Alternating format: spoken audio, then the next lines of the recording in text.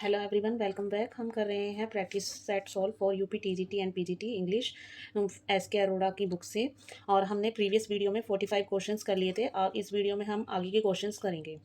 Match the following.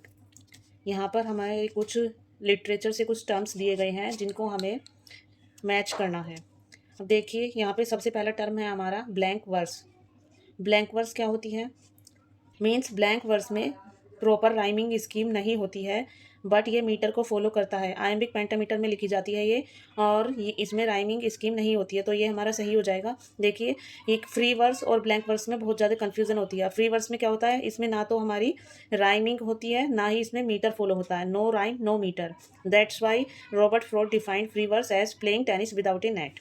Okay, अब blank verse में देखते हैं हम। ब्लैंक वर्स में क्या होता है, राइमिंग स्कीम नहीं होती है, बट इसमें क्या है, ये मीटर को फॉलो करता है। आयम्बिक पेंटामीटर में ये लिखी जाती हैं। सो ये हमारा ठीक है। यहाँ पर स्टैंजा। स्टैंजा क्या होता है हमारा, जैसे कि एग्जांपल के लिए देखते हैं हम। शेक्सपियर का सोनेट क्या है, 14 लाइन्स का है, और उसको किस में डिवाइड किया गया है, 3 क्वार्टिन में और एक कपलेट में। तो ये जो हमारे क्या है, ये 4 लाइन का जो ये डिवीज़न है, और फिर 2 लाइन्स का, तो ये जो ये डिवीज़न है 4 लाइन्स का क्या होगा, ये 1 स्टैंजा होगा। So a division of a poem based on thought और फॉर्म। तो ये जो डिवीज़न है पोएम का उस थॉट और फॉर्म पर, यानी कि जो ये 3 क्वार्टरन और 1 कपलेट का जो इसका ये स्ट्रक्चर है, इसमें 4 लाइन के क्या है, स्टैंजा है। ये भी हमारा ठीक हो जाएगा। वर्स क्या है, a unit of poetry such as a stanza और ए लाइन। ये हमारी पोएट्री की एक यूनिट है, जैसे कि स्टैंजा और उसकी लाइन। ये हमारी क्या हो गई, वर्स। जर्नर। जर्नर क्या होता है कि जो हमारे लिटरेचर में जो राइटिंग्स हैं ऑथर की, उनको डिफाइन किया गया है अलग अलग कैटेगरी में। अब जैसे कि शेक्सपियर के प्लेज हैं, और गाल्सवर्दी के नॉवल हैं, और एसेज, ड्रामेटिक मोनोलॉग। सो ये बहुत सारे क्या हैं, ड्रामा, पोएट्री, इन सबको अलग अलग उसमें डिवाइड किया गया है। तो ये जो लिटरेरी टाइप ऑफ फॉर्म है, वो क्या होती है, हमारी जॉनर। तो यहाँ पर हमारे सभी टर्म्स क्या हैं, करेक्ट हो जाएंगे। तो हमारा आंसर हो जाएगा A, all are correct. Next question है हमारा point of view. Point of view क्या होता है, एक नज़रिया। आम बोलचाल की भाषा में बोलें कि पॉइंट ऑफ व्यू सभी का अलग अलग होता है, बट यहाँ पे क्या है, लिटरेचर में पॉइंट ऑफ व्यू से हमारा मीनिंग है the Wantage point from which the writer tells the story. वो पॉइंट जहाँ से राइटर स्टोरी बताना शुरू करता है, वो क्या है, point of view in literature. यहाँ पे हमारा ऑप्शन नंबर बी करेक्ट हो जाएगा। नेक्स्ट क्वेश्चन है midnight's children, Grimus, shame, the Satanic verses, the Moor's, last sigh and Shalimar, the clown are the novels of. ये हमारे जो नॉवेल्स हैं, ये किस ऑथर के हैं, किस राइटर के द्वारा ये लिखे गए हैं, यहाँ पे ये पूछा गया है। सो मिडनाइट्स चिल्ड्रन ये फेमस नॉवल है किसका, सलमान रश्दी का। बाकी नॉवेल्स के नाम शायद आपने ना भी सुने हो, बट मिडनाइट्स चिल्ड्रन जो है ये वेल नोन नॉवल है सलमान रश्दी का, और ये इनका 2nd नंबर का नॉवल है। और जो बाकी नॉवेल्स हैं, इनमें से जो देखिए, जो द सैटेनिक वर्सेस है, ये इनका 4th नॉवल है। और इससे DSSB के एग्ज़ाम में प्रीवियस ईयर में क्वेश्चन पूछा गया है कि जो द सैटेनिक वर्सेस है, ये इनका कौन से नंबर का नॉवल है। तो ये द सैटेनिक वर्सेस इनका 4th नंबर का नॉवल है, और मिडनाइट्स चिल्ड्रन सर का 2nd नॉवल है। Salman Rushdie ji Indian born British American author हैं, और इन्हें अपने नॉवल मिडनाइट्स चिल्ड्रन के लिए 1981 में बुकर प्राइज भी मिला था। यहाँ पे हमारा ऑप्शन नंबर सी करेक्ट हो जाएगा। नेक्स्ट क्वेश्चन है who wrote the white tiger.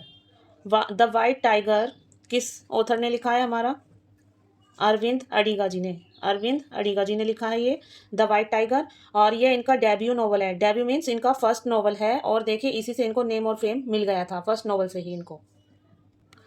ये एक इंडियन राइटर हैं और जर्नलिस्ट हैं, और इनको 2008 में नॉवल द वाइट टाइगर के लिए बुकर प्राइज भी मिल चुका है।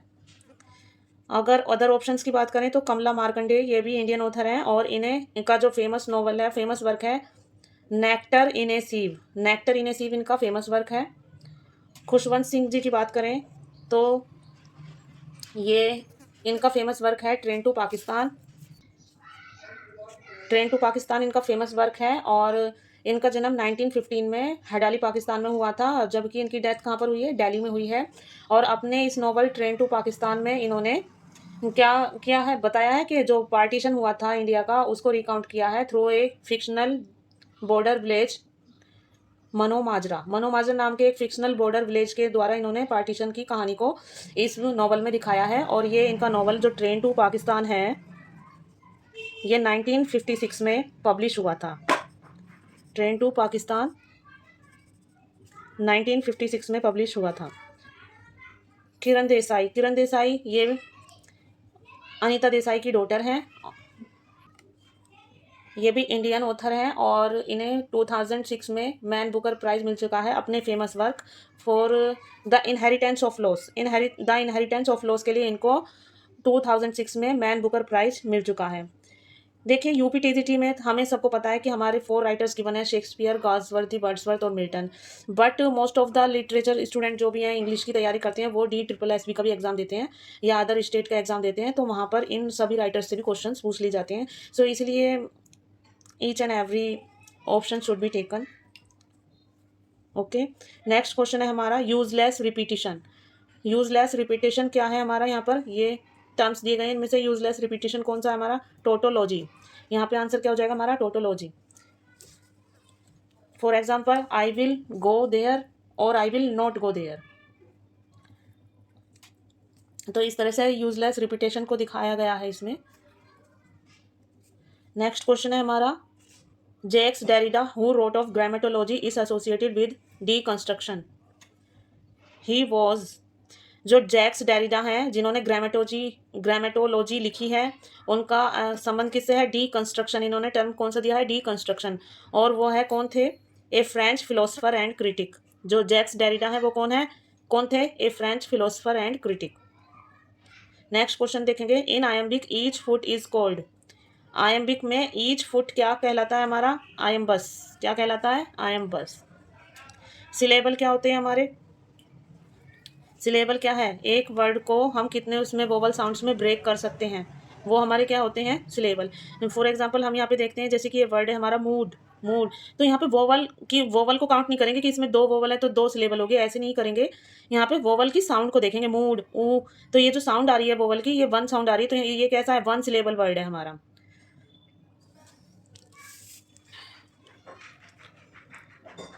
Each foot is called iambus. Iambic में ईच फुट क्या होता है हमारा, आयम्बस।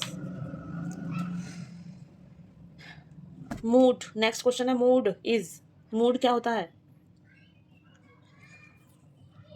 N atmosphere created by a writer's diction and the details selected. जो राइटर अपने वर्क में के लिए जो डिक्शन, जिन शब्दों का और जिन डिवाइसेस का यूज़ करते हैं, डिटेल्स को सिलेक्ट करते हैं, वो उनसे जो एटमॉस्फेयर क्रिएट होता है वो क्या होता है, किसी भी वर्क का मूड होता है। ये हमारा लिटरेरी टर्म से है क्वेश्चन। एल्यूजन एक लिटरेरी टर्म है और इसका मीनिंग है an indirect reference to something, किसी चीज़ को इनडायरेक्ट रेफरेंस देना। नेक्स्ट क्वेश्चन है हमारा, one should eat to live, not live to eat. And ask not what your country can do for you, ask what you can do for your country. ये example किसका है हमारा, क्यासमस। किसका है ये एग्जाम्पल, क्यासमस का। ऑप्शन नंबर डी यहाँ पे राइट हो जाएगा। देखिए इसमें क्या है हमारा, 2 क्लोजेज में डिवाइड है हमारा सेंटेंस, और जो यहाँ पे क्या है, इन वर्ड्स को चेंज कर दिया गया है, बाकी सब कुछ ऐसा ही है, इन वर्ड्स को चेंज कर दिया गया है, यही इसकी पहचान है। देखिए यहाँ पे भी ask not what your country can do for you. यहाँ पे तो पूछा है कि कंट्री तुम्हारे लिए क्या कर सकती है, और नेक्स्ट क्लोज में क्या है कि ये मत पूछो कि वो क्या कर सकती है, ये बताओ कि तुम क्या कर सकते हो अपनी कंट्री के लिए। तो इनको आपस में इंटरचेंज कर दिया गया है। ऐसे ही ईट टू लीव और यहाँ पे लीव टू ईट। सो ये हमारा क्या हो गया, हमारा क्यासमस। नेक्स्ट क्वेश्चन है डिनोमेंट। डिनोमेंट क्या होता है, किसी भी वर्क का आखिरी रिजल्ट क्या निकला है, मीन्स उसका रिजोल्यूशन, लास्ट में क्या सॉल्यूशन निकल के आया है, क्या फाइनल रिजल्ट है। तो ये हमारा क्या होता है, डिनोमेंट क्या है, resolution. Option number A right हो जाएगा यहाँ पर। नेक्स्ट क्वेश्चन है a piece of writing which presents a character's inner thoughts is known as. Inner thoughts यानी कि जो आंतरिक विचार हैं उनको एक्सप्रेस करता है, तो वो क्या होगा हमारा, इंटीरियर का मीनिंग क्या होता है, आंतरिक होता है यहाँ पे भी, और इनर थॉट्स को यहाँ पे बात की गई है, तो ये क्या है, इनर थॉट्स के लिए हमारा क्या हो जाएगा, ये इंटीरियर मोनोलॉग। नेक्स्ट क्वेश्चन है the term discourse is concerned with. Discourse जो टर्म है ये किसने दिया है, माइकल फोकोल्ट ने। देखिए डेरिडा का देखा था हमने अभी, जैक्स डेरिडा का है डीकंस्ट्रक्शन, और इलियट का क्या है, ऑब्जेक्टिव कोरिलेटिव। नेक्स्ट क्वेश्चन है, who wrote 6 characters in search of an author. 6 characters in search of an author, ये किसने लिखा है, Luigi Pirandello. Option number A will be correct here. Next question देखेंगे, bildungsroman is a novel which deals with. Bildungsroman novel होते हैं, वो किससे deal करते हैं, one person's formative years. Next question, Adamov, Beckett, Genet, Ionesco and Pinter are associated with. ये कुछ authors हैं, ये किससे एसोसिएटेड हैं, थिएटर ऑफ द एब्सर्ड। किससे एसोसिएटेड है ये authors, theatre of the absurd. देखिए यहाँ पे जो ये बिकेट है, ये है हमारे सैमुअल बिकेट हैं, और इनका जो फेमस वर्क है वेटिंग फॉर गोडो है इनका वर्क, और ये थिएटर ऑफ एब्सर्ड का परफेक्ट एग्जाम्पल है, Waiting for Godot. Beat generation 1950s के राइटर्स का एक ग्रुप है। देखेंगे, Martin Esslin coined the phrase. देखिए जो मार्टिन एस्लिन है, उन्होंने कौन सा इनमें से जो फ्रेज है, वो टर्म है, कॉइन आउट किया है। हमारा आंसर हो जाएगा यहाँ पर थिएटर ऑफ द एब्सर्ड। ये जो टर्म है, ये किसके द्वारा दिया गया था, मार्टिन एस्लिन के द्वारा। यहाँ पे देख लेंगे बाकी टर्म्स को भी, पैथेटिक फैलेसी है, ये टर्म दिया था हमारा जॉन रस्किन ने, और ये पोएटिक जस्टिस है, ये दिया है हमारा टॉमस राइमर। अफेक्टिव फैलेसी जो है ये W.K. Wimsatt and A.C. Munro.